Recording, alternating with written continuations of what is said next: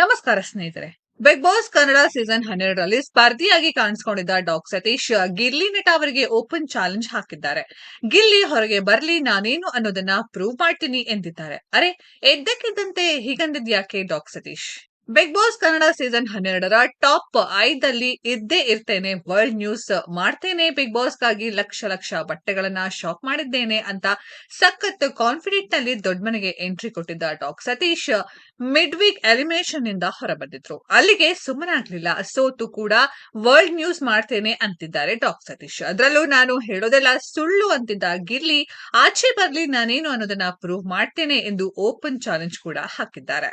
ಸಂದರ್ಶನವೊಂದರಲ್ಲಿ, ನಾನು ಎಲ್ಲರ ಎದುರಿಸಿ ನಿಲ್ಲುವ ವ್ಯಕ್ತಿ, ಜಗಳ ಆಡಿದ್ರೆ ಆಚೆ ಇರೋರು ಏನಿದು ಜಗಳ ಆಡ್ತಾರೆ ಅಂತ ಅಂದ್ಕೊಳ್ತಾರೆ ಅಂತ ಸುಮ್ನಿದ್ದೆ. ನಾನು ಬಿಗ್ ಬಾಸ್ಗೆ ಹೆಸರು ತಗೊಳ್ಳೋದಕ್ಕೆ ಹೋಗಿದ್ದೆ. ಆಕ್ಟರ್ಸ್ ಎಲ್ಲ ಸ್ಪೆಷಲ್ ಅನ್ನೋ ರೀತಿ ಸ್ಪರ್ಧಿಗಳು ಟ್ರೀಟ್ ಮಾಡ್ತಿದ್ರು.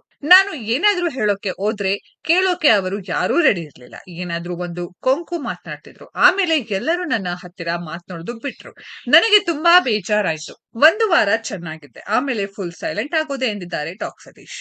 ಬೇರೆ ಬೇರೆ ದೇಶಗಳಲ್ಲಿ ನನ್ನ ಬಗ್ಗೆ ನ್ಯೂಸ್ ಆಗಿದೆ, ಅಷ್ಟು ಸಿನಿಮಾ ಮಾಡಿದೀನಿ, ಇಷ್ಟು ಸಿನಿಮಾ ಮಾಡಿದೀನಿ ಅಂದಾಗ ಅದೆಲ್ಲ ಸುಳ್ಳು ಅಂತ ಗಿಲ್ಲಿ ನಟ ಹೇಳಿದ್ರು. ಅದನ್ನ ಗಿಲ್ಲಿ ಆಚೆ ಬಂದ್ಮೇಲೆ ಪ್ರೂವ್ ಮಾಡ್ತೀನಿ.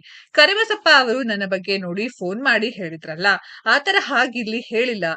ಅಂದ್ರೆ ನೋಡಿ, ಅವರಿಗೆ ನಾನು ಯಾರು ಅಂತ ಗೊತ್ತಿಲ್ಲ. ನಾನು ಹೇಳೋದಕ್ಕೆ ಹೋದ್ರೆ 125 ದೇಶದಲ್ಲಿ ಹೇಗೆ ನ್ಯೂಸ್ ಆಗುತ್ತೆ, ಇರೋದೇ 7-8 ಚಾನೆಲ್ ಅಂತಾರೆ. ಆದ್ರೆ ಅವರು ನೋಡಿರೋದು 8 ಚಾನೆಲ್ ಎಂದು ಹೇಳ್ಕೊಂಡಿದ್ದಾರೆ ಡಾಕ್ ಸತೀಶ್. ಸ್ನೇಹಿತರೆ, ಇದರ ಬಗ್ಗೆ ನಿಮ್ಮ ಅನಿಸಿಕೆನ ಕಾಮೆಂಟ್ ಬಾಕ್ಸ್ ಅಲ್ಲಿ ಕಾಮೆಂಟ್ ಮಾಡಿ. ಈ ವಿಡಿಯೋ ಇಷ್ಟ ಆಗಿದ್ರೆ ಲೈಕ್ ಮಾಡಿ, ಶೇರ್ ಮಾಡಿ, ಚಾನೆಲ್ ನ ಸಬ್ಸ್ಕ್ರೈಬ್ ಮಾಡಿ, ಪಕ್ಕದಲ್ಲಿ ಇರೋ ಬೆಲ್ ಐಕಾನ್ ನ ಹಿಟ್ ಮಾಡಿ.